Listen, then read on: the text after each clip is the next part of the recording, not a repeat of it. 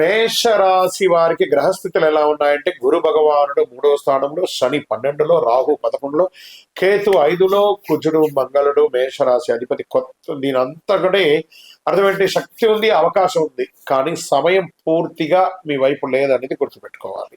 ఈ నెల మేషరాశి వారికి పెద్ద శత్రువు ఎవరో తెలుసా? తొందరపాటు నిర్ణయం మాత్రమే. ఇప్పుడే చేయాలి, ఇప్పుడే నిర్ణయం, ఇప్పుడే లాభం అనే ఆలోచన వల్ల ఈ నెలలో అన్ని అవకాశాలు సమస్యగా మారే అవకాశం ఉంది. సరే, ఉద్యోగస్తులకి ఎలా ఉంది?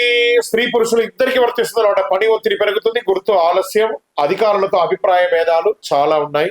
ఈ నెల జాబ్ మార్పు వద్దు, ఏమైనా మార్చాలనుకుంటే ఓర్పుతో పని చేస్తే మంచి ఫలితాన్ని పొందుతారు. ఈ నెల మాటలు కాదు, పని మాత్రమే మాట్లాడాలి, గుర్తుపెట్టుకోండి ఉద్యోగులకి.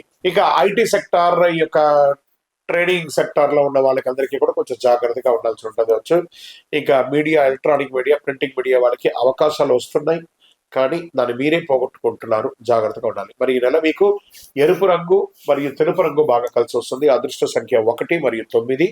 అదృష్ట దిక్కు తూర్పు దిక్కు చాలా కలిసి వస్తుంది. అదృష్ట రోజు మంగళవారం. మీకు ఉదయం 6 గంటల నుంచి 8 గంటల వరకు చాలా మంచి సమయం ప్రతిరోజు. ఈ నెలంతా కూడా బాగా గుర్తుపెట్టుకోండి.